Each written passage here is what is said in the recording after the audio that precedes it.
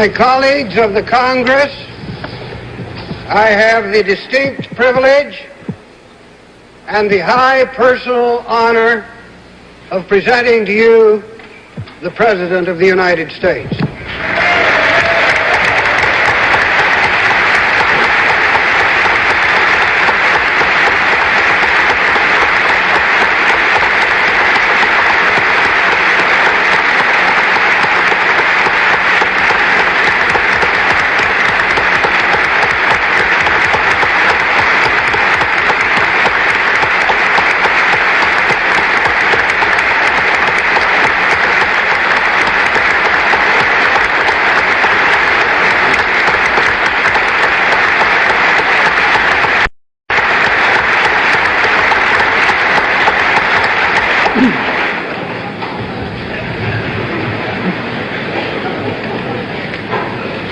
Mr. Speaker, Mr. Vice President, members of the 94th Congress, and distinguished guests.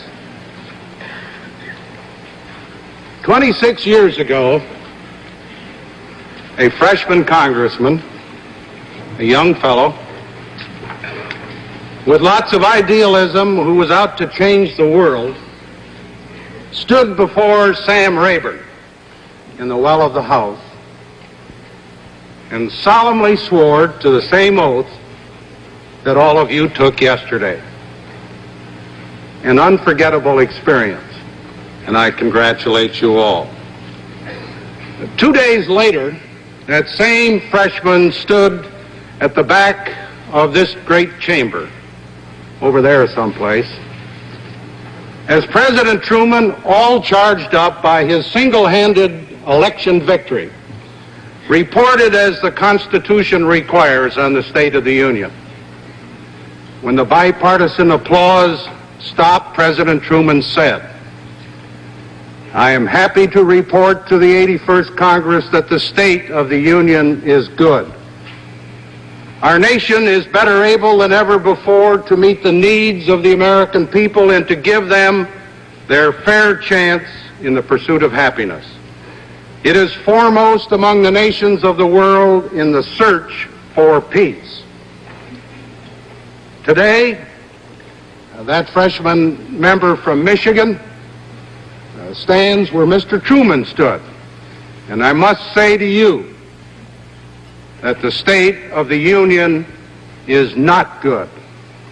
Millions of Americans are out of work. Recession and inflation are eroding the money of millions more. Prices are too high and sales are too slow. This year's federal deficit will be about $30 billion. Next year's probably $45 billion. The national debt will rise to over $500 billion. Our plant capacity and productivity are not increasing fast enough. We depend on others for essential energy. Some people question their government's ability to make hard decisions and stick with them. They expect Washington politics as usual. Yet, what President Truman said on January 5, 1949 is even more true in 1975. We are better able to meet our people's needs. All Americans do have a fair chance to pursue happiness. Not only are we still the foremost nation in the pursuit of peace, but today's prospects of attaining it are infinitely brighter. There were 59 million Americans employed at the start of 1949. Now there are more than 85 million Americans who have jobs. In comparable dollars, the average income of the American family has doubled during the past 26 years. Now, I want to speak very bluntly. I've got bad news. And I don't expect much, if any, applause. The American people want action, and it will take both the Congress and the President to give them what they want.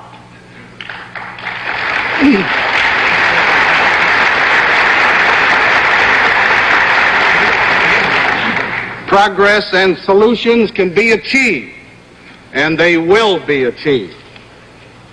My message today is not intended to address all of the complex needs of America.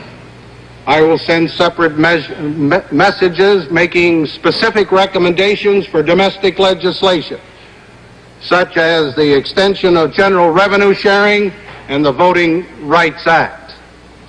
The moment has come to move in a new direction.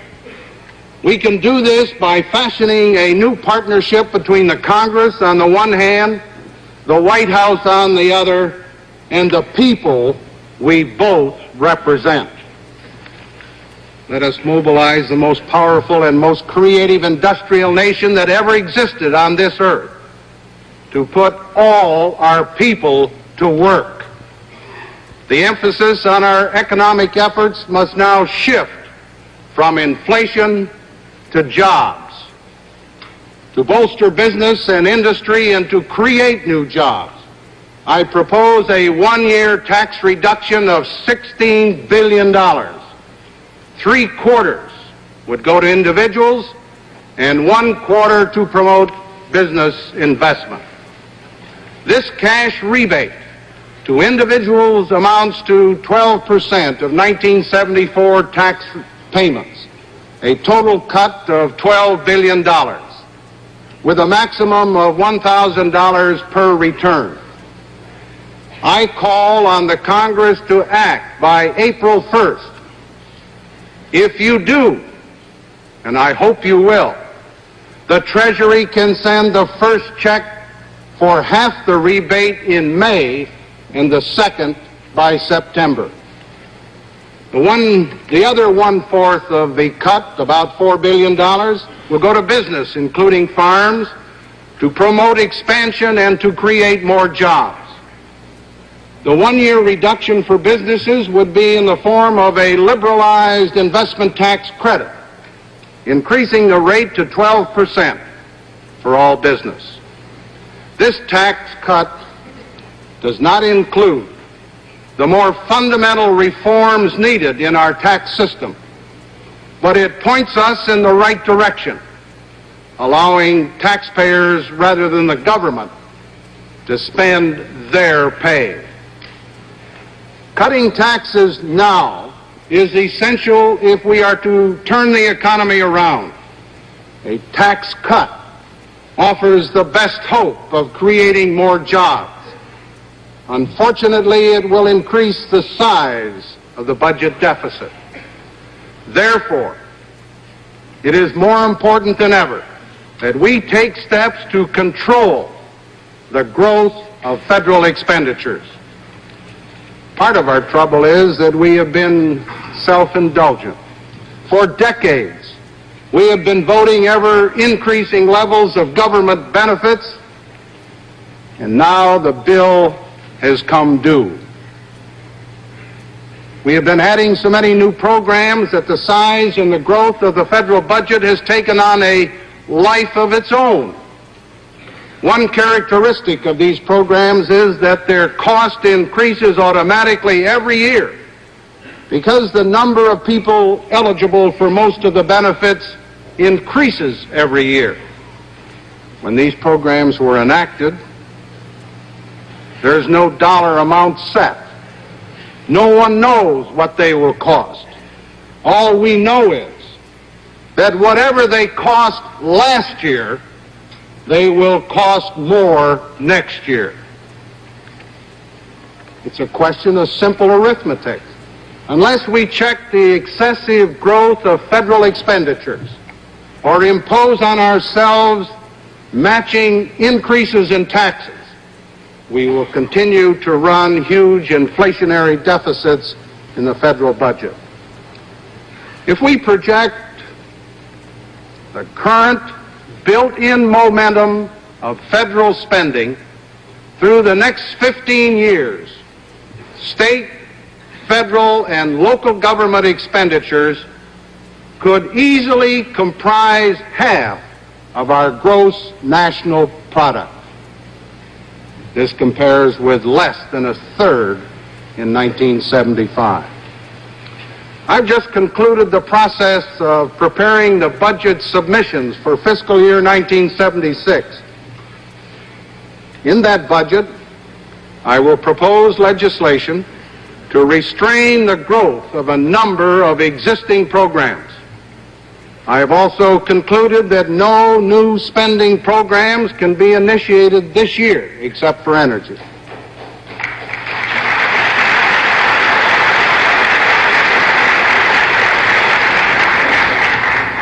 Further, I will not hesitate to veto any new spending programs adopted by the Congress.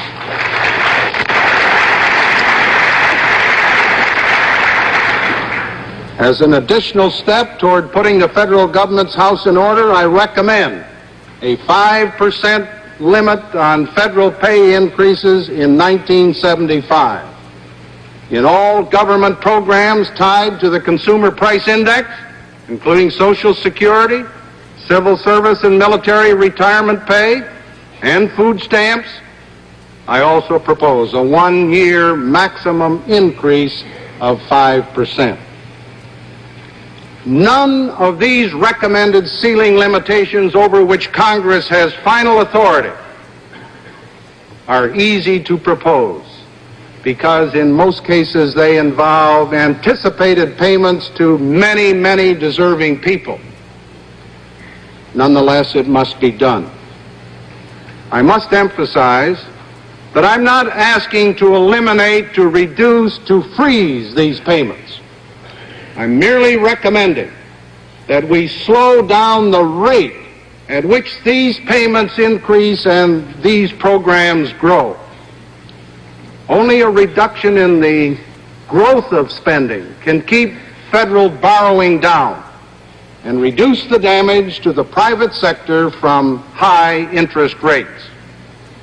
Only a reduction in spending can make it possible for the Federal Reserve System to avoid an inflationary growth in the money supply and thus restore balance to our economy.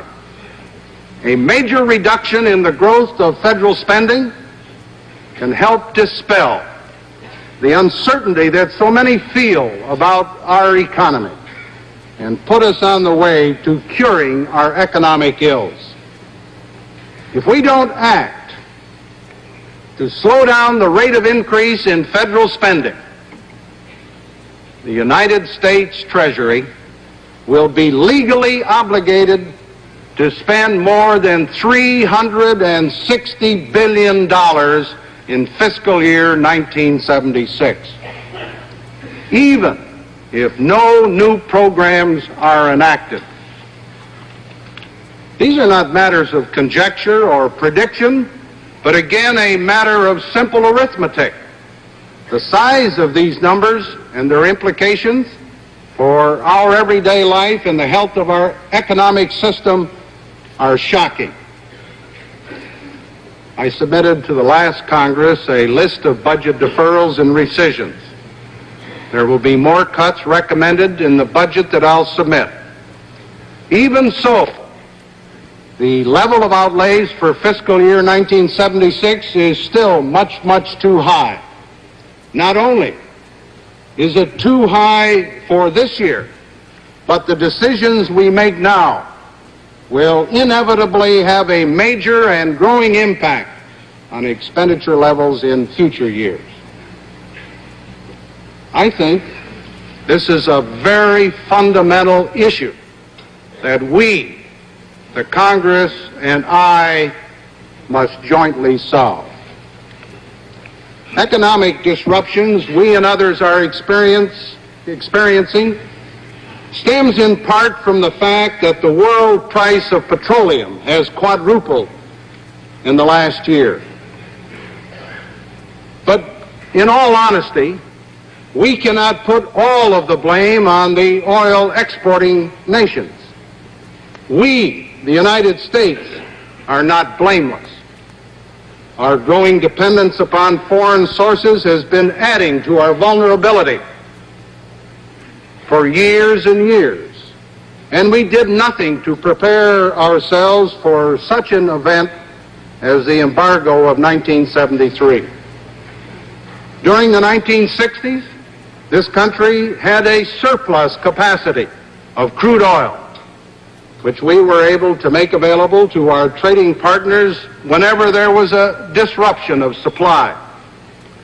This surplus capacity enabled us to influence both supplies and prices of crude oil throughout the world. Our excess capacity neutralized any effort at establishing an effective cartel, and thus the rest of the world was assured of adequate supplies of oil at reasonable prices. By 1970, our surplus capacity had vanished, and as a consequence, the latent power of the oil cartel could emerge in full force. Europe and Japan, both heavily dependent on imported oil, now struggle to keep their economies in balance. Even the United States, our country, which is far more self-sufficient than most other industrial countries, has been put under serious pressure. I am proposing a program which will begin to restore our country's surplus capacity in total energy. In this way, we will be able to assure ourselves reliable and adequate energy and help foster a new world energy stability for other major consuming nations. But this nation, and in fact the world, must face the prospect of energy difficulties between now and 1985. This program will impose burdens on all of us with the aim of reducing our consumption of energy and increasing our production. Great attention has been paid to the considerations of fairness, and I can assure you that the burdens will not fall more harshly on those less able to bear them. I'm recommending a plan to make us invulnerable to cutoffs of foreign oil. It will require sacrifices, but and this is most important, it will work. I have set the following national energy goals to assure that our future is as secure and as productive as our past. First, we must reduce oil imports by 1 million barrels per day by the end of this year and by 2 million barrels per day by the end of 1977. Second, we must end vulnerability to economic disruption by foreign suppliers by 1985. Third, we must develop our energy technology and resources so that the United States has the ability to supply a significant share of the energy needs of the free world by the end of this century. To attain these objectives, we need immediate action to cut imports. Unfortunately, in the short term, there are only a limited number of actions which can increase domestic supply. I will press for all of them. I urge quick action on the necessary legislation to allow commercial production at the Elks Hill, California Naval Petroleum Reserve.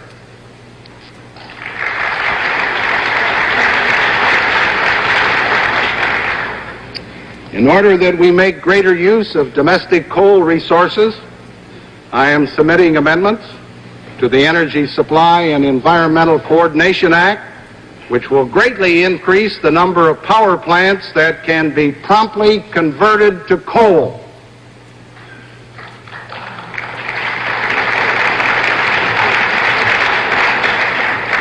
Obviously, voluntary conservation continues to be essential, but tougher programs are needed and needed now. Therefore, I am using presidential powers to raise the fee on all imported crude oil and petroleum products. Crude oil fee levels will be increased $1 per barrel on February 1st, by $2 per barrel on March 1st, and by $3 per barrel on April 1st. I will take actions to reduce undue hardships on any geographical region. The foregoing are interim administrative actions. They will be rescinded when the broader but necessary legislation is enacted. To that end, I am requesting the Congress to act within 90 days on a more comprehensive energy tax program.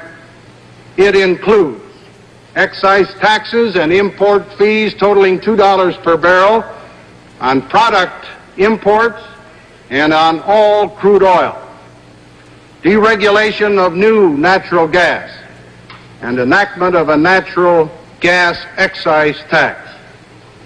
I plan to take presidential initiative to decontrol the price of domestic crude oil on April 1st.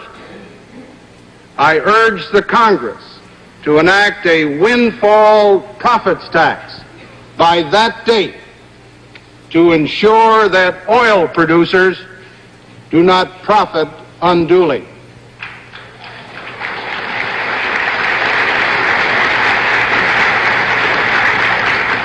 The sooner Congress acts, the more effective the oil conservation program will be, and the quicker the federal revenues can be returned to our people.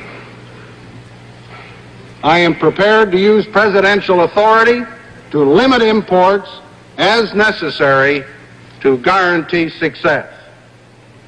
I want you to know that before deciding on my energy conservation program, I considered rationing and higher gasoline taxes as alternatives.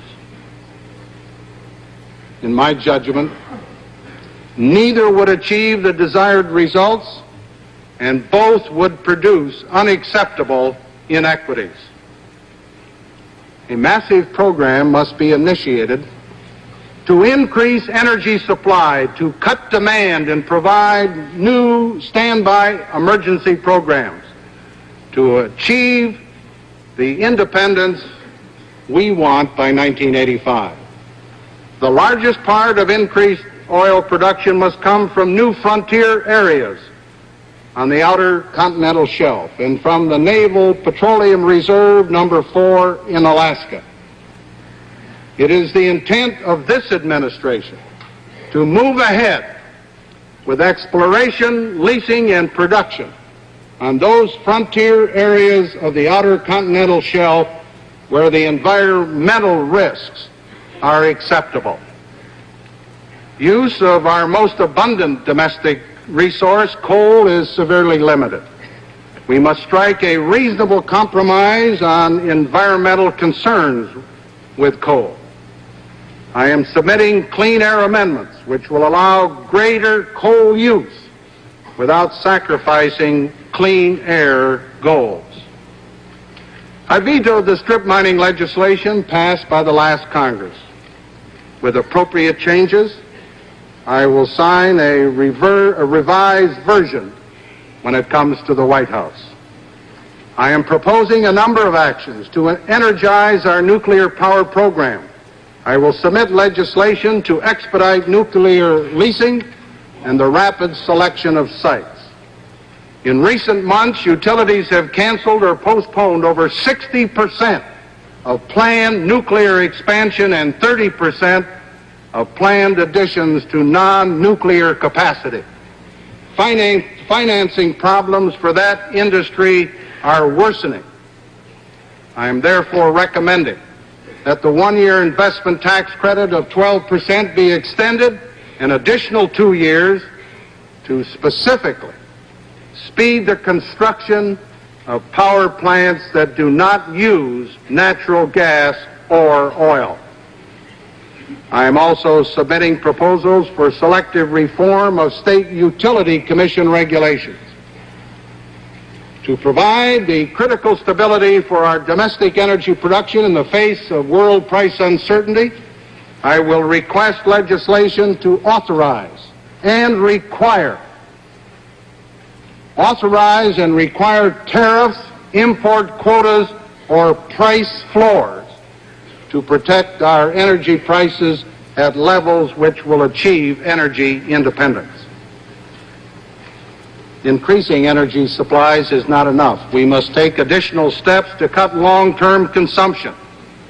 I therefore propose to the Congress legislation to make thermal efficiency standards mandatory for all new buildings in the United States. A new tax credit of up to $150 for those homeowners who install insulation equipment. The establishment of an energy conservation program to help low-income families purchase insulation supplies. Legislation to modify and defer automotive pollution standards for 5 years, which will enable us to improve automobile gas mileage by 40% by 1980. These proposals and actions cumulatively can reduce our dependence on foreign energy supplies to 3 to 5 billion barrels per day by 1985. To make the United States invulnerable to foreign disruption, I propose standby emergency legislation and a strategic storage program of 1 billion barrels of oil for domestic needs and 300 million barrels for national defense purposes. I will ask for the funds needed for energy research and development activities. I have established a goal of 1 million barrels of synthetic fuels and shale oil production per day by 1985, together with an incentive program to achieve it. I have a very deep belief in America's capabilities.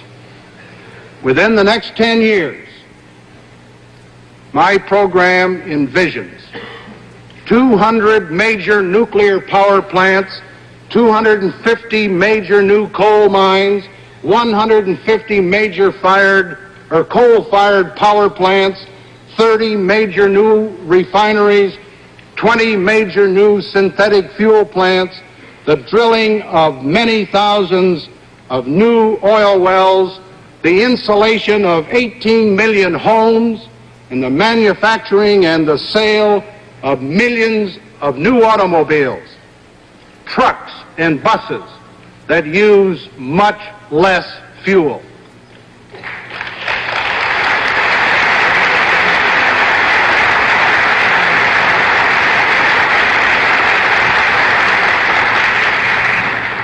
I happen to believe that we can do it. In another crisis, the one in 1942, President Franklin D. Roosevelt said this country would build 60,000 military aircraft. By 1943, production in that program had reached 125,000 aircraft annually. They did it then. We can do it now.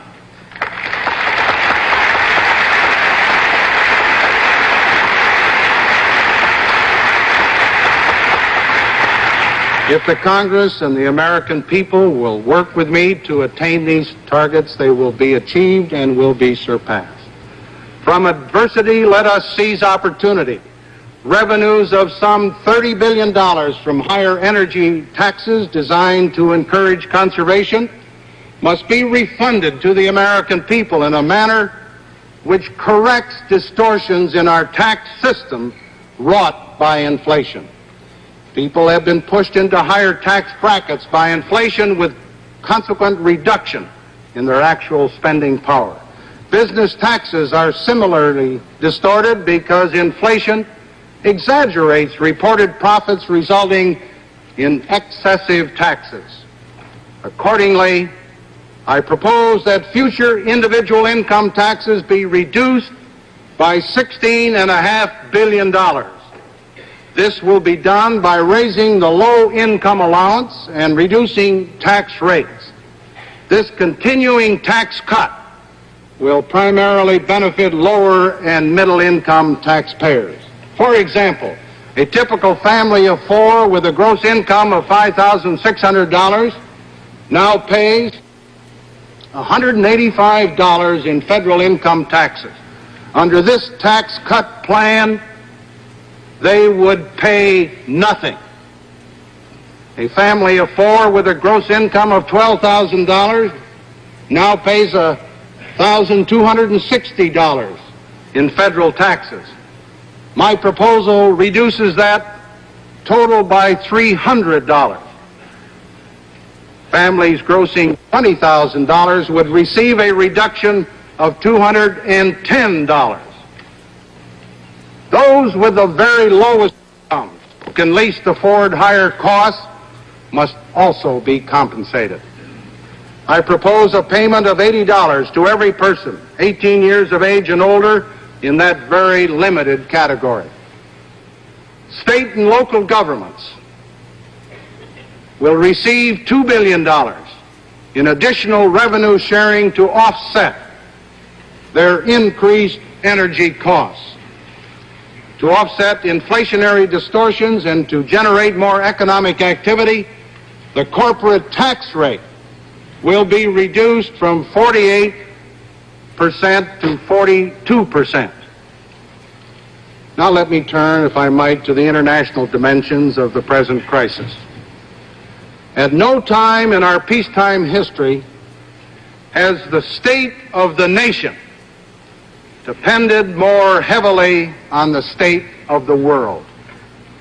And seldom, if ever, has the state of the world depended more heavily on the state of our nation. The economic distress is global. We will not solve it at home unless we help to remedy the profound economic dislocation abroad. World trade and monetary structure provides markets, energy, food, and vital raw materials for all nations. This international system is now in jeopardy. This nation can be proud of significant achievements in recent years in solving problems and crises. The Berlin Agreement, the SALT agreements, our new relationship with China, the unprecedented efforts in the Middle East are immensely encouraging. But the world is not free from crisis.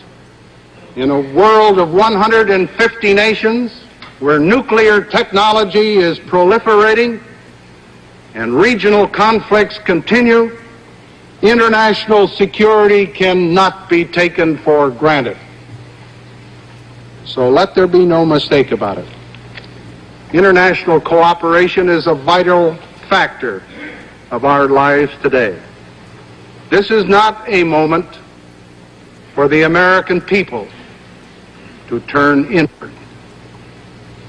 More than ever before, our own well-being depends on America's determination and America's leadership in the whole wide world. We are a great nation, spiritually, politically, militarily, diplomatically, and economically. America's commitment to international security has sustained the safety of allies and friends in many areas, in the Middle East, in Europe, in Asia. Our turning away would unleash new instabilities, new dangers around the globe, which in turn would threaten our own security. At the end of World War II, we turned a similar challenge into an historic opportunity, and I might add, an historic achievement. An old order was in disarray. Political and economic institutions were shattered. In that period, this nation and its partners built new institutions, new mechanisms of mutual support and cooperation. Today, as then, we face an historic opportunity. If we act imaginatively and boldly as we acted then, this period will in retrospect be seen as one of the great creative moments of our nation's history. The whole world is watching to see how we respond. A resurgent American economy would do more to restore the confidence of the world in its own future than anything else we can do. The program that this Congress passes can demonstrate to the world that we have started to put our own house in order. If we show that this nation is able and willing to help other nations meet the common challenge, it can demonstrate that the United States will fulfill its responsibilities as a leader among nations. Quite frankly, at stake is the future of industrialized democracies, which have perceived their destiny in common and sustained it in common for 30 years. The developing nations are also at a turning point. The poorest nations see their hopes of feeding their hungry and developing their societies shattered by the economic crisis.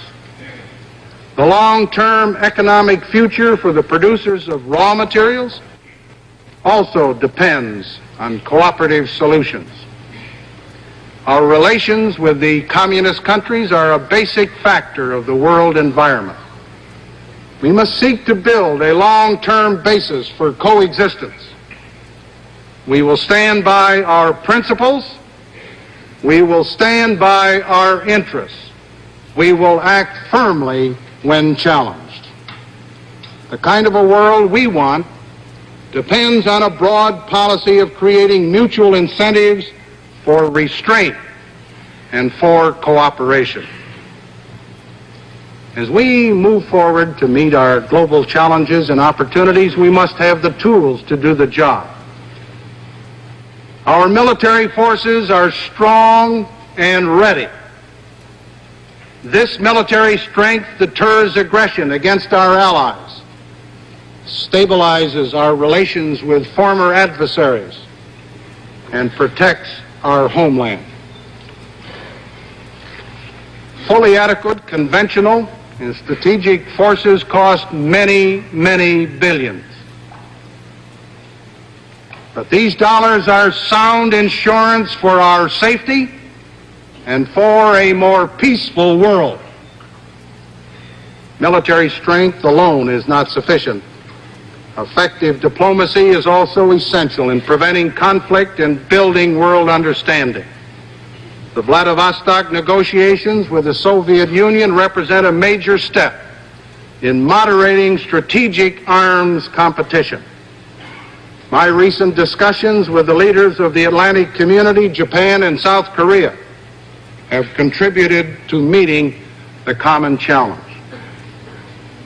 But we have serious problems before us that require cooperation between the President and the Congress.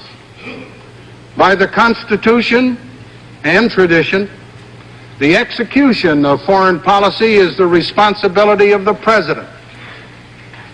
In recent years, under the stress of the Vietnam War, legislative restrictions on the President's ability to execute foreign policy and military decisions have proliferated.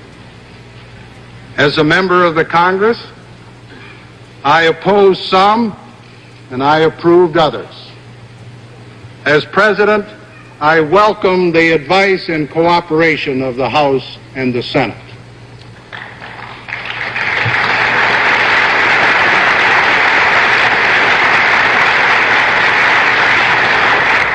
But if our foreign policy is to be successful, we cannot rigidly restrict in legislation the ability of the President to act. The conduct of negotiations is ill-suited to such limitations. Legislative restrictions intended for the best motives and purposes can have the opposite result, as we have seen most recently in our trade relations with the Soviet Union. For my part, I pledge this administration will act in the closest consultation with the Congress as we face delicate situations and troubled times throughout the globe. When I became president only 5 months ago, I promised the last Congress a policy of communication, conciliation, compromise, and cooperation. I renew that pledge to the new members of this Congress. Let me sum it up. America needs a new direction, which I have sought to chart here today. A change of course which will put the unemployed back to work, increase real income and production, restrain the growth of federal government spending, achieve energy independence, and advance the cause of world understanding. We have the ability. We have the know-how. In partnership with the American people, we will achieve these objectives. As our 200th anniversary approaches, we owe it to ourselves and to posterity to rebuild our political and economic strength. Let us make America once again, and for centuries more to come, what it has so long been: a stronghold and a beacon light of liberty for the whole world. Thank you.